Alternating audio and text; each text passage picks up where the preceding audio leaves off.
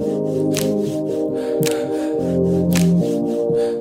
guys, this is Dong Neo and welcome to another episode. Ngayong araw na to, we'll do another unboxing and maybe hindi mo inaasahan kung anong i-unbox natin ngayon kasi hindi naman siya yung usual gadget. Okay? So, ano nga ba? I-reveal natin. Ang ating i-unbox ay isang electric kettle. Ayan. So, bakit ako kumuha ng ganitong electric kettle? Kasi of course, this is part naman talaga ng ating bahay. Kailangan natin magpainit ng tubig. And I've been using electric kettle. Tapos wala na ako nagulat kanina na habang nagpapainit ako ng tubig, bigla siyang nag-usok. Tapos nag-blink-blink yung indicator light niya. Tapos as in, the vapor was coming out from the base of the thermos. So medyo that's abnormal.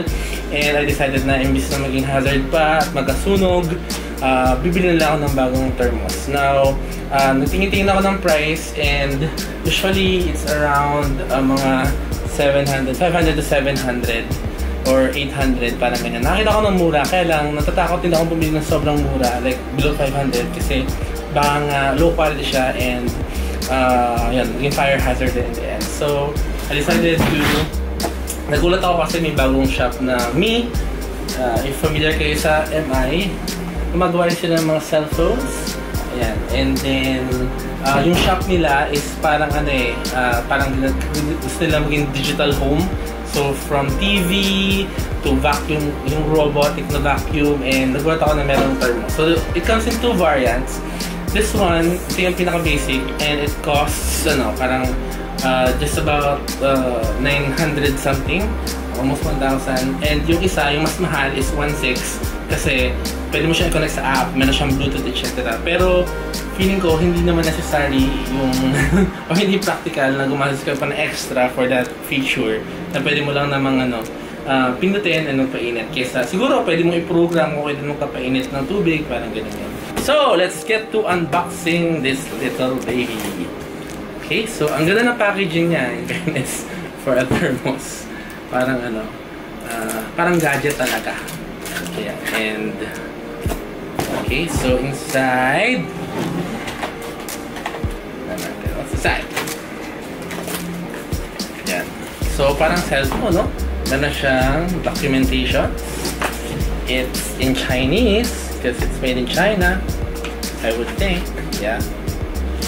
Yeah, some documentations and syempre may pating na styro. Then it comes with this sheet and ito na siya, guys. So it's a very nice and social looking na water heater or thermos. I was worried kasi puti siya and usually lahat ng mga gamit ko is itim. So the tendency nito na magdumi or maging manilaw is nandun naman talaga. So it's just like any other thermos. Meron na siyang button here to open and you can see ano material to? Aluminum. Yep. And then yeah, I think it's aluminum or some kind of an alloy. And then there's a switch here, parang just like a normal water thermos.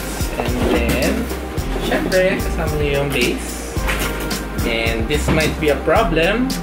Yan, hindi siya universal. Good thing madami naman akong adapter na pwedeng gamitin. And ayan. So what you do is you just put enough water, and that's very basic. And of course, I think this will light up. So bakit hindi natin subukan? Okay, so lagyan ko ng water. So ayun guys, siligyan ko siya ng water.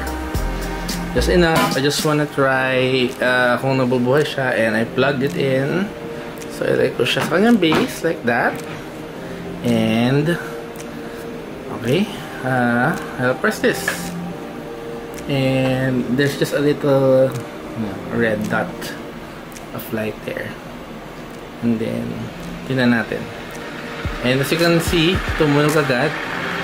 Mukhang mabilis nga siyang uminit as promised.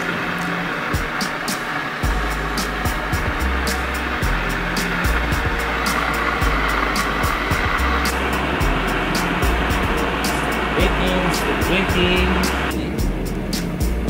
So, dapat mag-stop na to anytime soon. And there! Yeah, so ito natin, automatic. And it's smoking.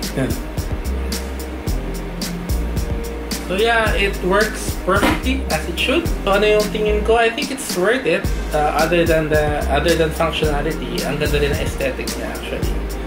This could complement any home kasi yung perfect white. Ang ganda ng pagka-white niya. So guys, that's the unboxing and initial impression ng MI water thermos and water heater. Yeah. So again, this is Doc Neo saying be informed, stay inspired, and I'll see you in my next vlog. Bye!